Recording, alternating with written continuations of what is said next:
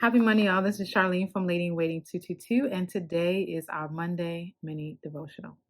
So today we'll be reading from two different scriptures. They parallel each other, but have a little bit of different wording in it. We're going to be reading the English Standard Version of 2nd Chronicles chapter 25, verses 1 through 4, and that's parallel with 2nd Kings chapter 14, verses 1 through 4. I'm going to read these parallel stories. Chronicles and Kings kind of parallel each other with a lot of the same repetitive stories, but they're worded a little differently. And we're going to be talking about what it means to serve God with a whole heart or half-heartedly. So 2nd Chronicles chapter 25, verse 1 through 4. Amaziah was 25 years old when he began to reign, and he reigned 29 years in Jerusalem. His mother's name was Jehoaddan of Jerusalem, and he did what was right in the eyes of the Lord, yet not with a whole heart. Keep that in mind. And as soon as the royal power was firmly his, he killed his servants who had struck down the king his father. But he did not put their children to death, according to what is written in the law, in the book of Moses, where the Lord commanded, fathers shall not die because of their children, nor children die because of their fathers, but each one shall die for his own sin. Let's turn over to 2 Kings chapter 14, verses 1 through 4. In the second year of Joash, the son of Joahaz, king of Israel, Amaziah, the son of Joash, king of Judah, began to reign. He was 25 years old when he began to reign, and he reigned 29 years in Jerusalem. His mother's name was Jehoaddan of Jerusalem, and he did what was right in the eyes of the Lord, yet not like David his father. He did all the things as Joash his father had done. But the high places were not removed. The people still sacrificed and made offerings on the high places.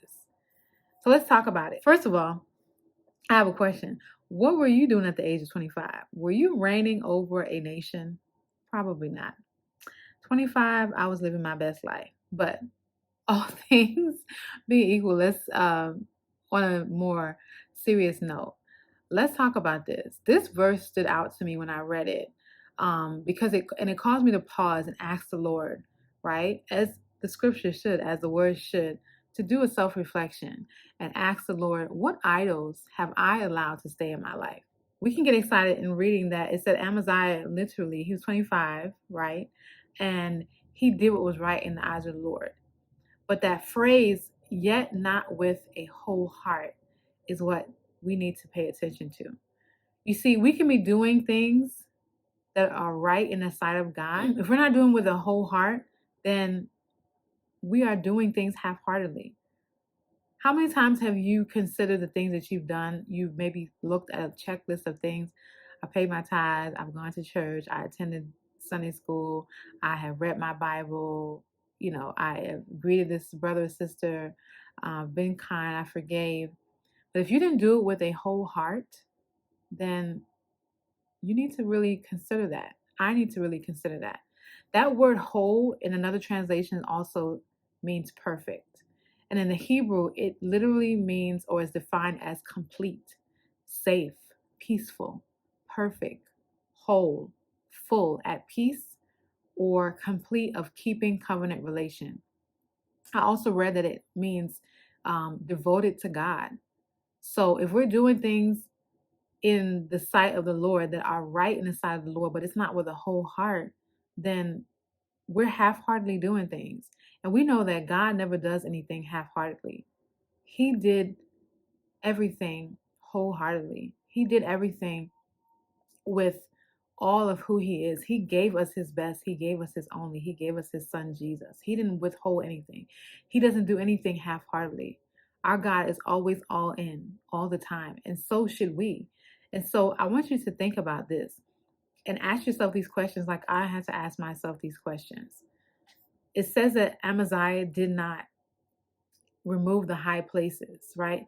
And as a result, the people that he was governing, the people that he was in leadership over, still sacrificed and made offerings on the high places. Why?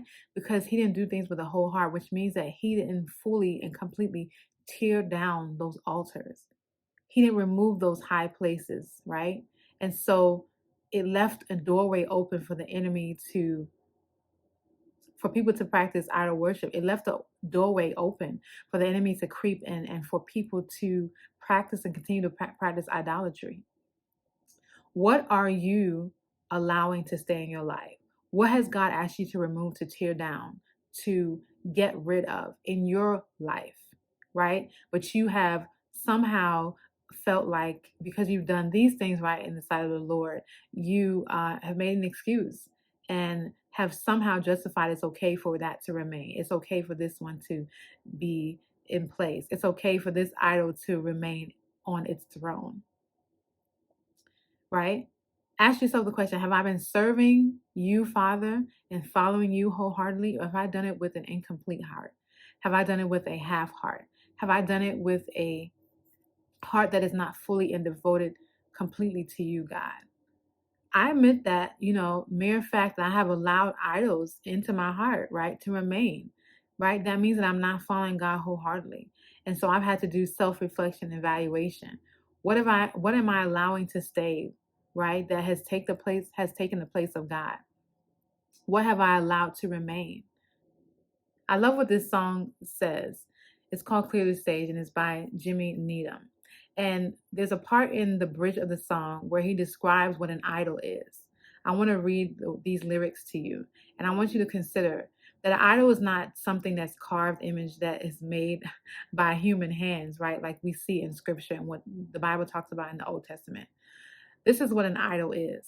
Anything that I put before my God is an idol. Anything I want with all my heart is an idol. Anything I can't stop thinking of is an idol. Anything that I give all my love is an idol. That's how he describes it. And it's so fitting. So it's not just what we may have conjured up in our mind as an idol. But if there's anything that you have put before God, if there's anything that you want with all your heart that is not God, if there's anything that you can't stop thinking of, you're obsessing over it and you are always focused on it.